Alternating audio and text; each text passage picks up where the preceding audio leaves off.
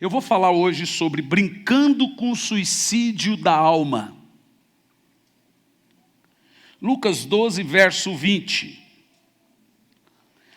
Mas Deus lhe disse: louco, esta noite pedirão a tua alma. O que tens para oferecer e para quem será? Senhor, fale conosco, que não seja eu quem fale, mas que seja o teu Espírito, falando aos nossos corações. Tira o coração de pedra e põe o coração de carne, Pai. É o que te pedimos, em nome de Jesus. A primeira coisa que eu quero indicar a você aqui nessa noite é que o ser humano, o homem, indivíduo, pessoa, não tem alma. Eu poderia dizer isso de maneira mais fácil, mas eu sou instigador mesmo por natureza. Gênesis 2, versículo 7 diz assim: e formou Deus o homem do pó da terra, e soprou nas suas narinas o fôlego de vida, e o homem passou a ser alma vivente. O homem não tem, ele é alma. Você tem carro, mas você não é um carro. Você tem um cachorro. Ser não é ter. A Bíblia não diz que o homem tem uma alma. A Bíblia diz que o homem é alma. E o que fez esse homem se tornar uma alma? Está aqui. Deus fez o homem do pó da terra, corpo. Isso aqui é um corpo, isso aqui é um corpo. Soprou nas suas narinas o fôlego de vida, espírito. A mistura corpo e espírito fez o homem. E ele só foi chamado de homem porque ele se tornou uma alma vivente. O ser humano, ele é ser humano porque ele é uma alma vivente. Por isso que nós usamos termos ganhar almas. Deus quer que as almas sejam salvas. Quando nós usamos o termo, olha para mim, almas, logo a gente imagina o Gasparzinho. Mas o termo alma indica algumas coisas. De fato, nós estamos ouvindo aqui que o homem é uma tricotomia. Tricotomia é quando você entende que o homem é tripartido: espírito, alma e corpo. Essa é a constituição do homem. O apóstolo Paulo, em 1 de Paulo aos Tessalonicenses 5:23 diz: e o mesmo Deus de paz vos santifica em tudo, o vosso espírito, alma e corpo. Ou seja, o homem é uma alma vivente e não um corpo vivente. Você não é um corpo, você tem um corpo. O corpo é apenas uma casca da pessoa que está aí dentro. Você precisa entender isso. Ou seja, a alma do homem, ela é eterna, o corpo não. A essência da vida do homem está na alma e não no corpo. Por exemplo, quando a alma sai do corpo, o corpo morre. Primeiro livro dos Reis, capítulo 17, versículo 22, diz: e o Senhor ouviu a voz de Elias, e a alma do menino voltou a entrar nele. Você percebeu? O que mantém o homem vivo é a alma. Ou seja, a alma sem o corpo continua vivendo no outro plano, na esfera espiritual. Mas o corpo sem a alma morre. Preste muita atenção. Apocalipse capítulo 6, versículo 9 a 10, você vai ver a alma no outro plano, porém viva.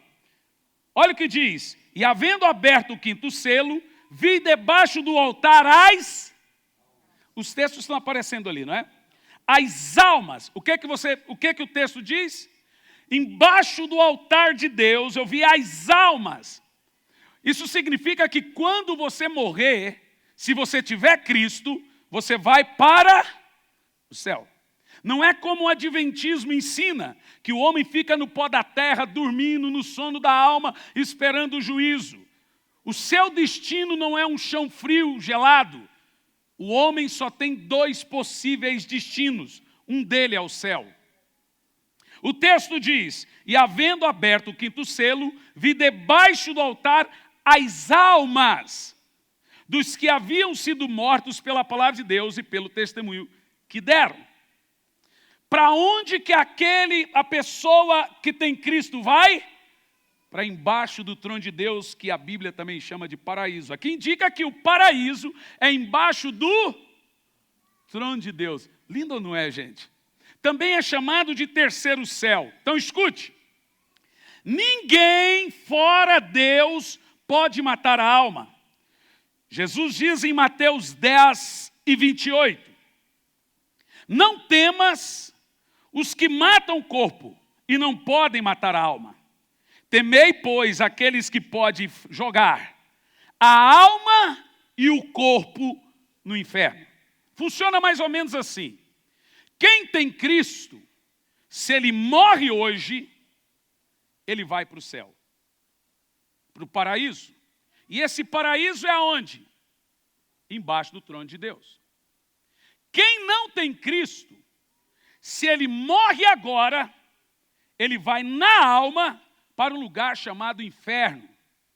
E ali ele fica esperando o julgamento final. Lá no dia do julgamento final, o Senhor pega ele, a alma dele, faz a alma dele voltar para o corpo. Então ele é julgado, corpo, alma e espírito. E agora Jesus diz que depois ele é jogado, corpo e alma, no inferno. E o espírito, a Bíblia diz que volta para Deus. É o sopro. Mas depois, lá no juízo, ele é jogado corpo e alma no lago de fogo. Mas por enquanto, quando ele perece, ele vai à alma. Na mesma hora, numa fração de segundos, no abrir e fechar de olhos, o cara ou se dá de cara com Deus, na hora, pá, piscou. Ou... Agora veja bem, a alma vive fora do corpo? Escute, na realidade, quem vive é a alma, gente. A essência é a alma. Por isso que nós somos alma vivendo em um corpo. A Bíblia Sagrada relata que a alma continua vivendo fora do corpo, como nós já notamos. Em Lucas 16, dos versos 24 a 31, nós temos uma parábola. Na realidade, a Bíblia não diz que é uma parábola. Jesus disse, aconteceu. A história é do rico que morreu e foi para o inferno. Vamos ler, por favor, a partir do versículo 18, se puder. Põe no verso 18 para mim. Volta, aí. Deixa nesse texto. Ora, havia um homem rico que se vestia de púrpura e de linho finíssimo e que todos os dias se regalava esplendidamente. O texto não está dizendo que rico vai para o inferno e pobre vai para o céu. O texto está dizendo que o rico não se preocupava com a salvação, porque era rico. É isso. E Jesus continua dizendo, verso 20. Havia também um mendigo chamado Lázaro, coberto de chagas, que jazia à porta daquele. Deixe-me te dizer, o politicamente correto não gosta que isso seja pregado, mas isso é evangelho. Quem está pregando isso é Jesus, o príncipe do amor. Isso é evangelho. E o texto continua. Esse mendigo desejava alimentar-se das migalhas que caía da mesa do rico. E até os cães vinham lamber-lhe as úlceras. Está falando do sofrimento do homem na terra. Aconteceu que morreu o mendigo e foi levado pelos anjos para o seio de Abraão. Você percebeu? Instantaneamente, quando o salvo morre, os anjos do Senhor o levam para embaixo do trono de Deus, que Paulo chama de terceiro céu, e ali é chamado de paraíso, seio de Abraão. Quem entendeu isso? Está claro ou não está? Mas observa, porque tem gente que pensa que Deus não manda ninguém para o inferno. Ele não manda mesmo. São as pessoas que não querem ir para o céu. Não, mas as pessoas querem ir para o céu com as palavras, mas mostra o contrário, com a vida. Observa o texto. Um morreu e foi levado pelos anjos para o céu. Agora continua o texto. O rico também morreu e foi sepultado. Mas olha o que acontece com o outro. Leia lá. Aonde? Então responda para mim. As pessoas vão ou não para o inferno?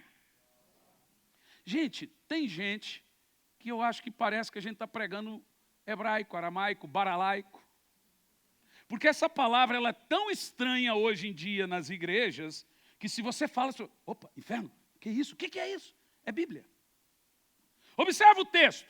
No inferno, estando em tormentos. Então o inferno não é igual a propaganda da cerveja, não, irmão.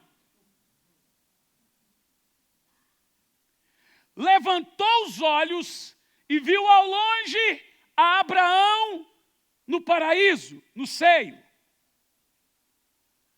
Ele está onde? Agora observa que coisa interessante, que Jesus vai nos ensinar aqui sobre a realidade de quem morre sem Cristo. Essa é a realidade. Verso 24. Então ele, no inferno, clamando, disse, opa, está a alma dele lá. Então ele tem o quê? Ele tem o quê? Então a vida do homem não é igual de um animal. Quando morre, tudo acaba. Na realidade, quando morre, tudo começa. E continua assim. Pai Abraão, tem misericórdia de mim e manda Lázaro que molhe a ponta do dedo e me refresque a língua, porque eu estou atormentado nessa chama. Opa, aqui tem um dado importante mencionado por Jesus. O cara está no inferno e ele tem sensações físicas, sede e calor. A morte não muda ninguém. Do jeito que você morre, você vai para o outro lado. As pessoas precisam saber que a vida, a eternidade delas está em jogo.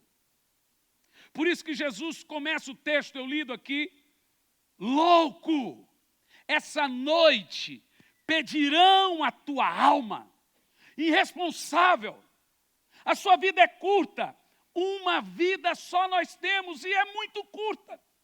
Agora tente contar a eternidade, 100 anos, 1000 anos, milhões de anos, atormentado. Será que Deus é sem amor por isso? O amor dele está diante de todos. A porta é estreita, mas está aberta.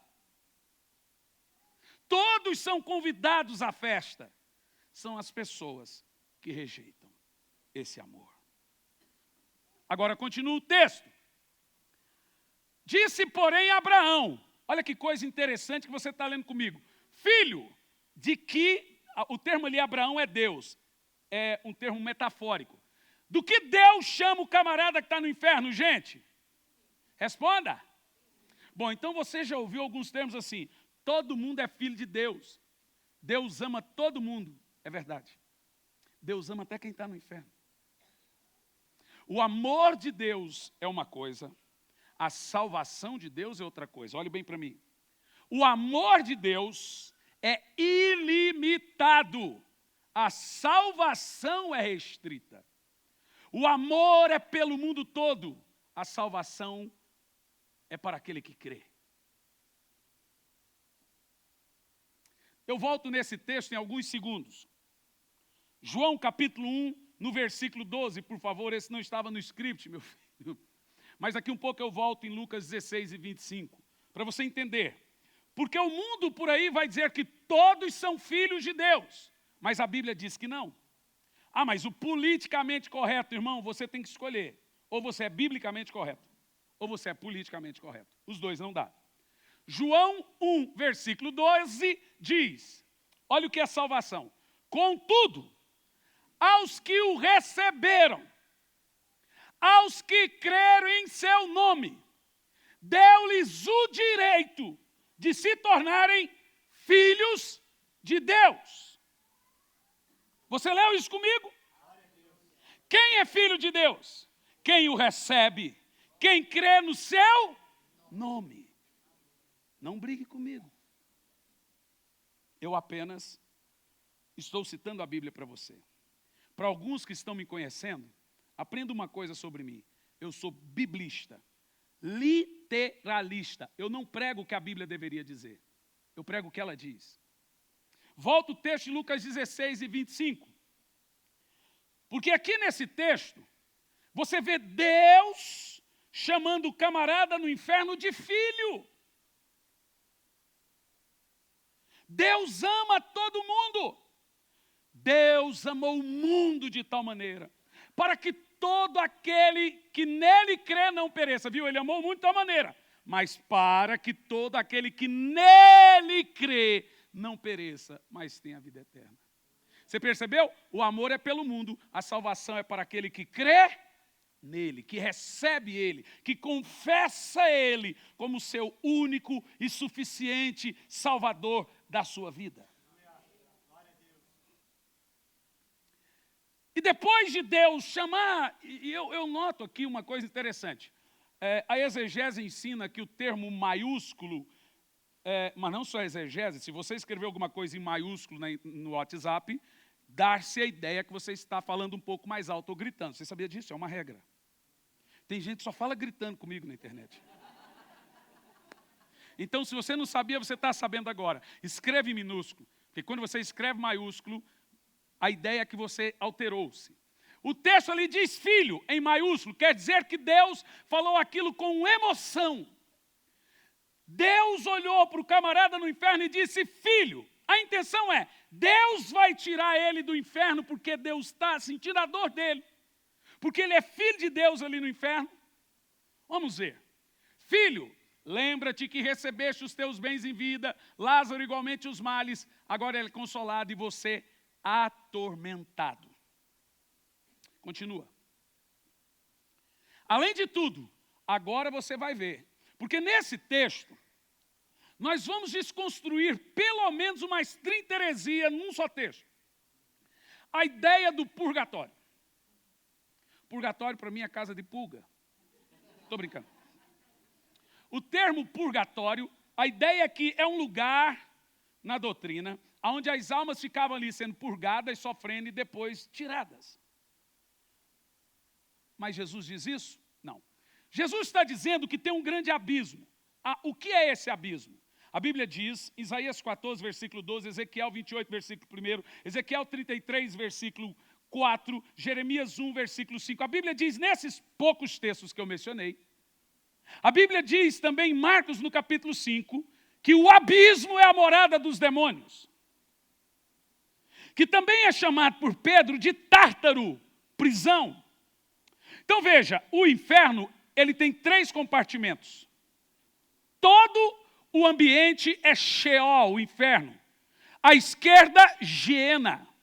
No meio, o abismo. Lá em cima, ficava o paraíso. Isso mesmo.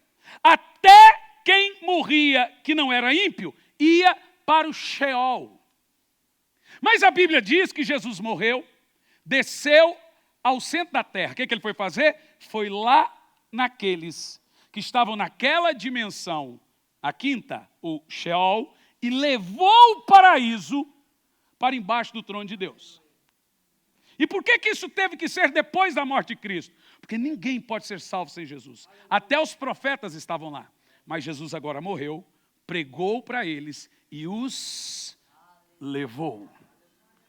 O sangue dele agora foi capaz de remir todos. Então você vai encontrar na Bíblia por várias vezes Abraão, Isaac, Jacó, Davi, todos dizendo, a minha alma descerá ao Sheol, ao inferno. Por exemplo, Davi disse, Senhor, não permita que a minha alma permaneça no Sheol. Então Jesus teve que morrer para levar esses. É lindo ou não é, gente?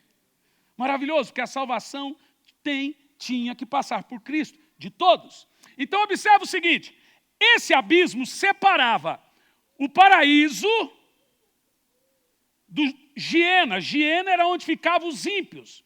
No meio, o paraíso, a habitação dos demônios. À direita, num alto suspenso, o paraíso. Giena, abismo, paraíso. Quem aqui começou a ler meu livro, O Anjo Caído? Você viu? Teve uma irmã que disse que teve pesadelo e parou. Teve pesadelo. Então isso é bem explicado ali. Então preste atenção. Agora o paraíso, aonde ficam os que têm Cristo, os mortos que receberam Jesus, não está mais no Sheol. Está no terceiro céu, embaixo do trono de Deus. Porque foi preparado para os salvos. Quem entendeu essa aplicação?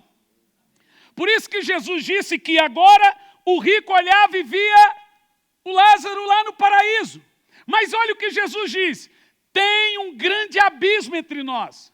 De sorte que os que querem passar daqui para lá, não podem, nem os de lá para cá. Jesus está dizendo que o dia que você chegar no céu, nunca mais você sai do céu. Você será salvo para sempre. Jesus também diz que um que estiver no inferno uma única vez, não sai nunca mais. Jó disse que Deus colocou a nós o direito de morrer, viver e morrer só uma vez. Depois disso segue o juízo. Então vai por mim. Não acredite que você vai reencarnar. Não acredite que você vai no purgatório lá, tipo Lost, Caverna do Dragão. E você vai sofrendo ali até melhorar de vida. Talvez Caverna do Dragão, nunca mais sai de lá mesmo. Não acredite nisso. Do jeito que você está agora, se você morrer, você vai para o outro lado. Quem está sem Cristo, vai sem Cristo. Quem está com Cristo, vai com Cristo. Não acredite nisso. Essas coisas vieram para tirar o seu foco da salvação.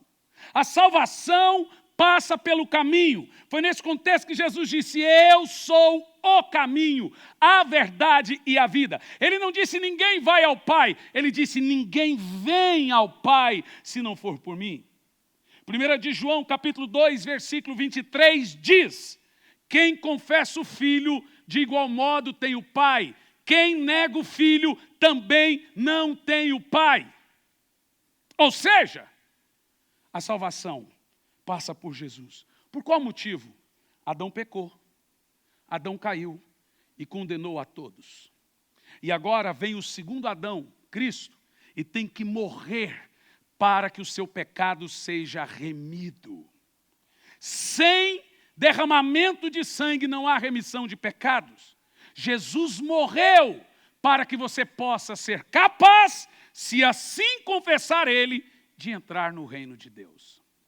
Então deixe-me te dizer uma coisa, se você for comigo em Jerusalém, você vai encontrar um túmulo escrito assim, aqui estão os ossos de Davi. Se você for comigo a Meca, lá você vai encontrar um túmulo dizendo, aqui estão os ossos de Maomé. Se você for no túmulo de Buda, estará lá, aqui estão os ossos de Buda, aqui estão os ossos de Confúcio, ali estão os ossos de Maria.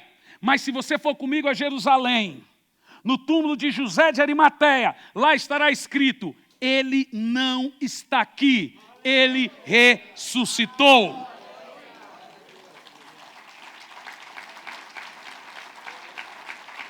Então escute, Jesus fez algumas coisas para que você fosse salvo. Ele venceu o pecado na carne e venceu a morte no espírito. Jesus triunfou sobre a morte. Ó morte, onde está o teu aguilhão? Onde está você, ó morte? Jesus venceu a morte para que você tenha vida e vida em abundância. Ou seja, todo aquele que confessa o nome do Senhor, ele é salvo, ele tem vida eterna, ele não precisa perecer. É isso que nós chamamos de salvação pela graça. Quando você lê na Bíblia o termo não perecer, é isso. Perecer no inferno. Olhe bem para mim. Meus queridos, o inferno é real. Ele não é uma brincadeira. Mas eu não estou aqui para falar do inferno. Apesar de estar falando bastante dele, o meu foco é a salvação. Você não precisa ter medo do inferno. Você não vai para lá. Porque você tem Jesus na sua vida. E se você não tiver, você precisa confessar. E a Bíblia diz que tem que confessar com a boca. E crer de todo coração. Já te explico como que isso funciona. Continuaremos o texto aqui, é muito importante. Então, veja, o cara trocando maior ideia com Deus. E ele está onde? No inferno. Ele diz, Pai, do que ele chama Deus? E do que Deus chama ele? Pai, eu te imploro, mande Lázaro na casa do meu pai. Você percebeu que esse homem não perdeu a consciência? Agora ele está preocupado com o quê? Continua. Porque eu tenho 5 irmãos. Manda Lázaro pregar para eles, para que dê testemunho. Eles pensam, foi lá, fizeram uma missa, fizeram alguma coisa, eles pensam que eu estou salvo. Manda Lázaro, fala, não, ele está no inferno. Vai lá, pai, para que eles também não venham para o inferno. Aí Deus manda um morto voltar, ele manda uma psicografia, porque tem pessoas que imaginam isso. Olha o que Deus responde para ele. 29. Eles têm Moisés e os profetas, ouçam-nos. Sabe o que Deus está dizendo? Eles têm pregadores lá. E ele continua. Não, pai, se alguém dentre os mortos for ter com ele, irão se arrepender. Deus volta a dizer. Se não ouvem os pregadores, tampouco se deixarão persuadir, ainda de que ressuscite alguém dentre os mortos. Falou de Jesus agora. Não se esqueça, para os crentes, os não crentes não têm como aplicar, mas no período de tribulação, 2 testemunhas vão descer, vão vir do além e vão pregar, e eles não vão crer.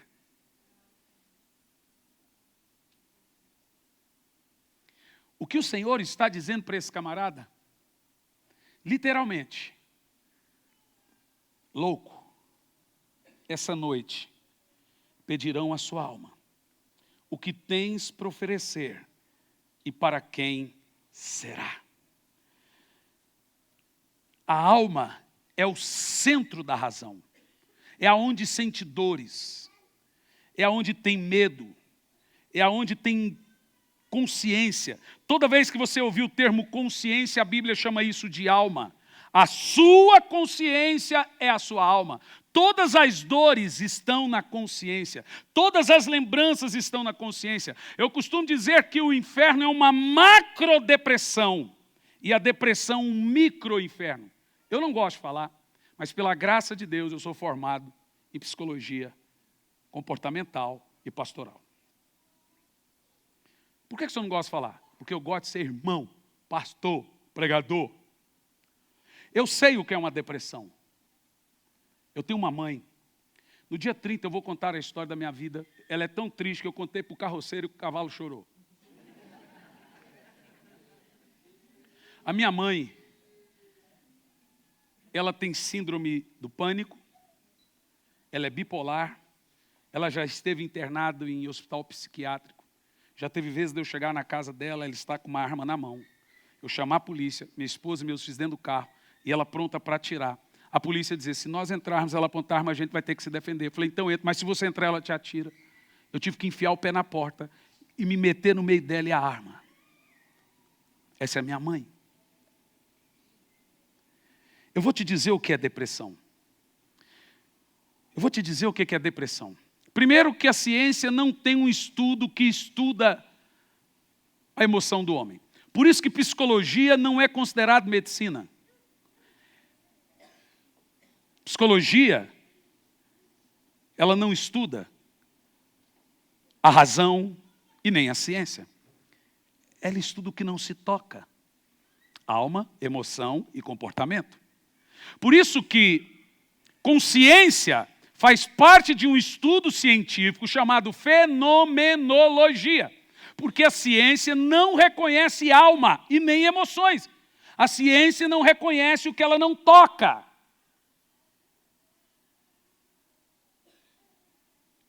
Então eu vou te dizer o que é uma depressão. Eu estava em Frankfurt e deu um overbook. É quando a empresa vende mais voo do que deveria. E ela tem esse direito. E quando deu esse overbook, eu já estava uns 20 dias fora de casa. Eu queria voltar para casa. Estava com saudade dos filhos, da mulher. Quando chegou em Frankfurt, falou, moço, o senhor vai viajar daqui 3 dias. Você está louco? 3 dias? 3 dias. Falei, não, 3 dias. Aí eu vi uns espanhóis brigando, os portugueses quebrando o pau, e o brasileiro lá todo passivo, a cara dele. Rapaz, eu vou fingir que eu sou europeu. E entrei no meio, irmão, eu sou treteiro.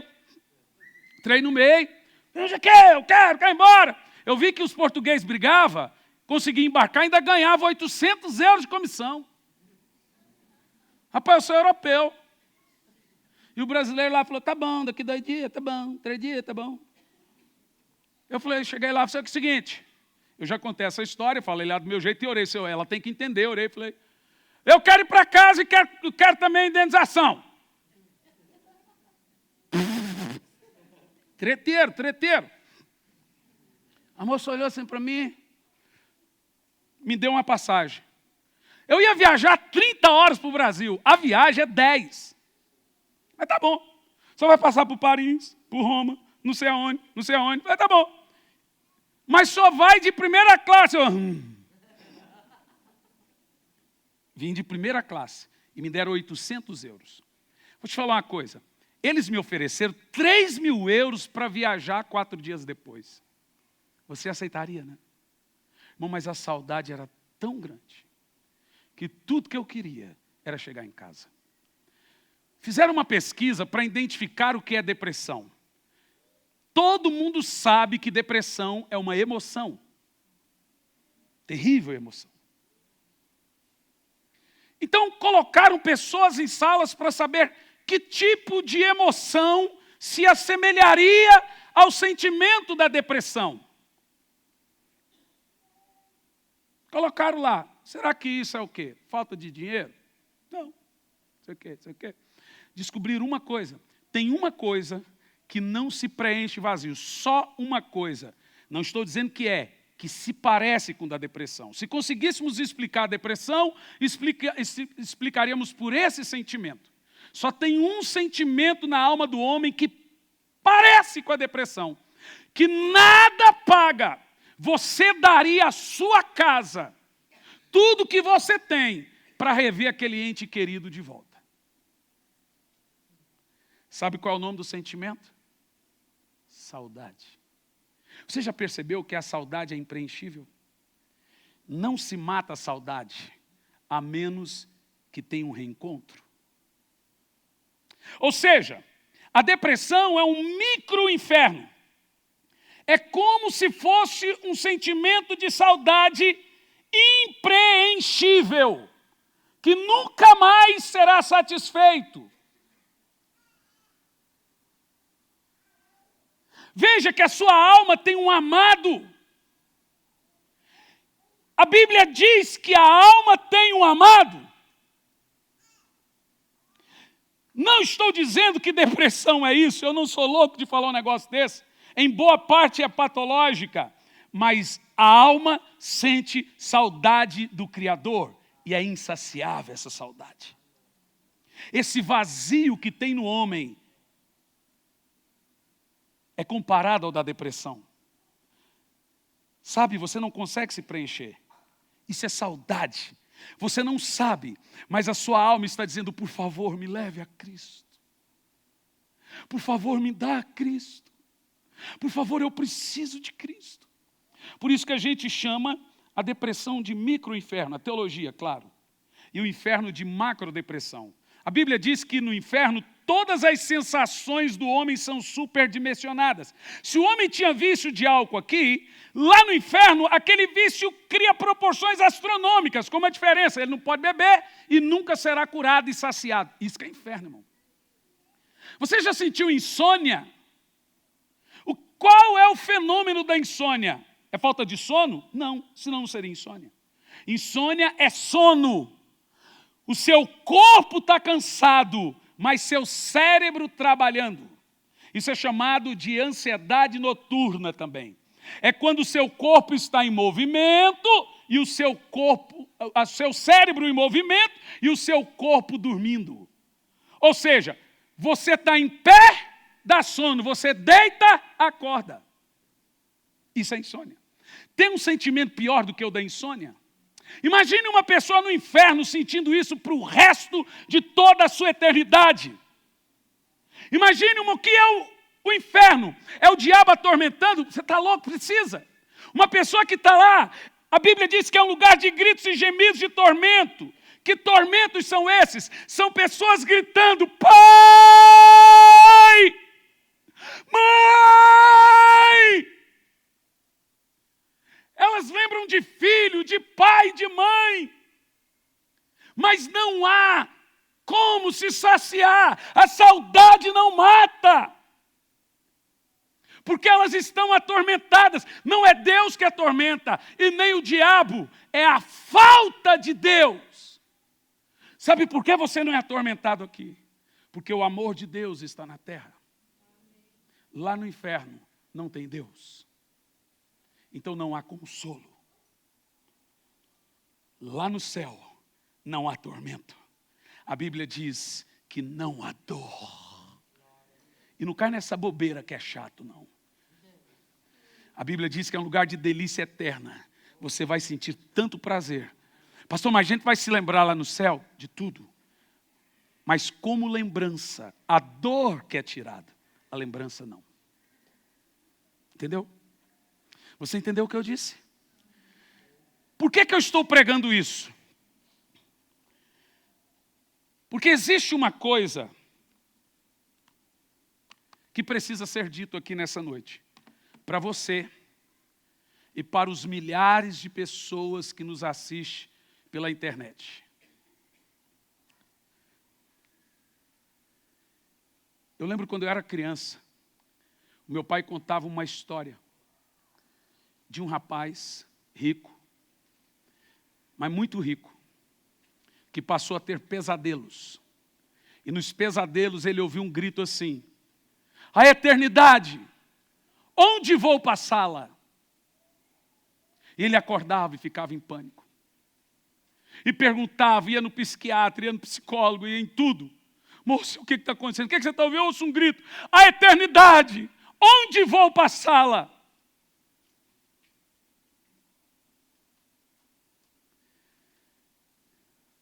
Você não ouve. Mas esse é o grito da alma. A eternidade. Onde vou passá-la? Deixe-me te dizer uma coisa. O céu é lugar de cura. Não existe doença no céu. O céu é lugar de alegria. Não existe tristeza no céu. Deus está lá. Mas o inferno não. Só tem uma maneira de você ser salvo. Fazendo boas obras? Não. Você é salvo pela graça. Pelo sacrifício de Cristo. Sem nenhuma amarra. Nada do que você fizer compra a sua salvação. A única maneira de você ser salvo é oferecendo a sua alma a Cristo. Reconhecendo Jesus como o único e suficiente Salvador da sua alma. Senhor Jesus, entra no meu coração. Faça morada na minha vida. Perdoe os meus pecados. Eu te reconheço como meu único e suficiente Salvador. A partir de hoje, eu sou uma nova criatura em Cristo Jesus. As coisas velhas se passaram e tudo se fez novo. Deus não vai se lembrar de nada do que você fez no passado. Sabe qual é o nome disso? Graça, favor e merecido. Você ouvindo essa mensagem, você não consegue agradecer por tamanha salvação. Aí cabe uma outra pergunta. O que eu tenho que fazer para ser salvo? não rape mais os cabelos do sovaco. O que eu tenho que fazer para ser salvo? Não corte o cabelo. Não assista a televisão? Não faz isso. Isso é religião. Aqui, se você quiser ir para o inferno, a gente deixa. Eu só não vou dizer, vai com Deus, claro.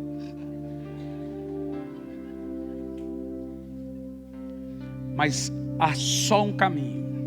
E esse caminho é através da cruz de Cristo. Ele que pagou a ira de Deus.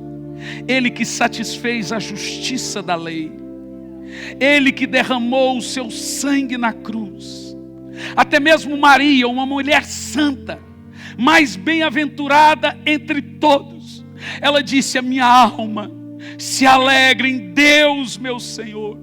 Meu espírito se alegra no meu Salvador. Ela estava com Jesus no colo e ela o chamou de meu Salvador. Se até Maria, a Santa Maria, que de fato foi, não é qualquer mulher que carrega o Filho de Deus no ventre, irmão. A Santa Maria precisou de um Salvador. Quem é você para negar tamanha salvação? Não renegue a salvação. Creia. Se você é cristão, é momento de você consertar a sua vida. Se você está desviado, é momento de você voltar para Cristo. Se você ainda não confessou Jesus como seu Salvador, é momento de você convidar para Ele entrar no seu coração. Eu quero que todos fiquem em pé.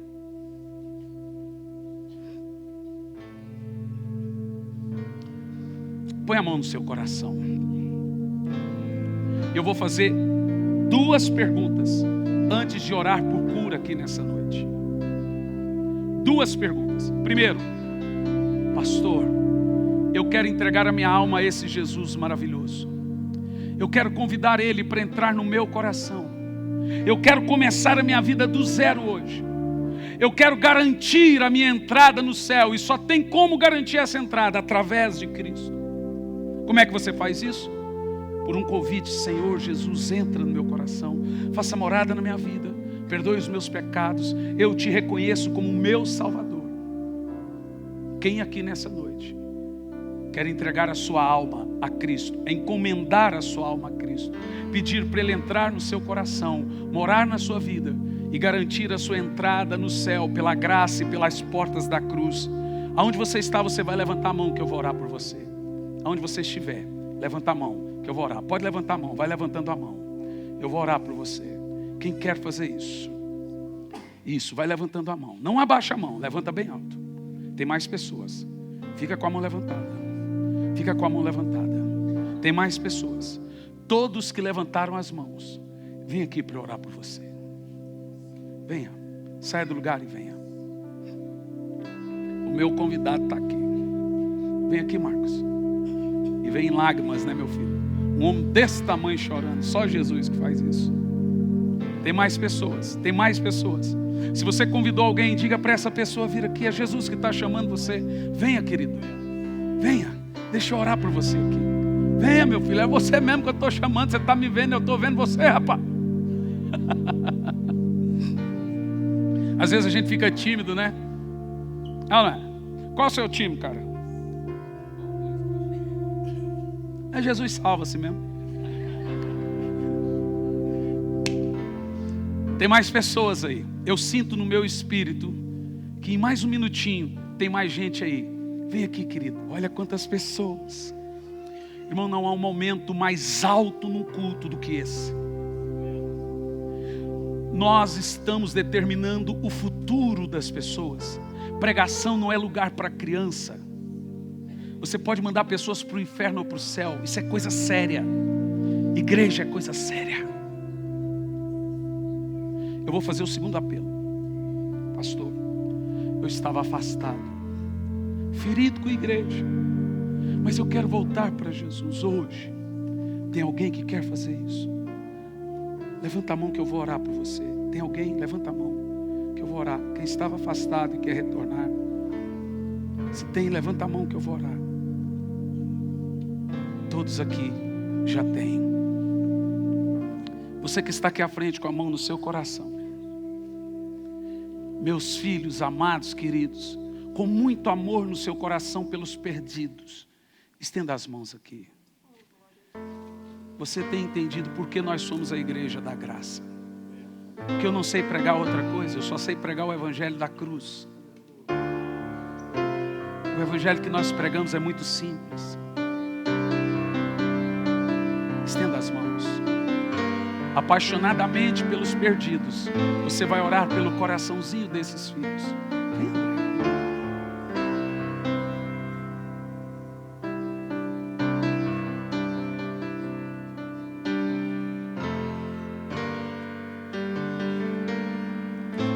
Eu sinto uma unção do Espírito Santo aqui.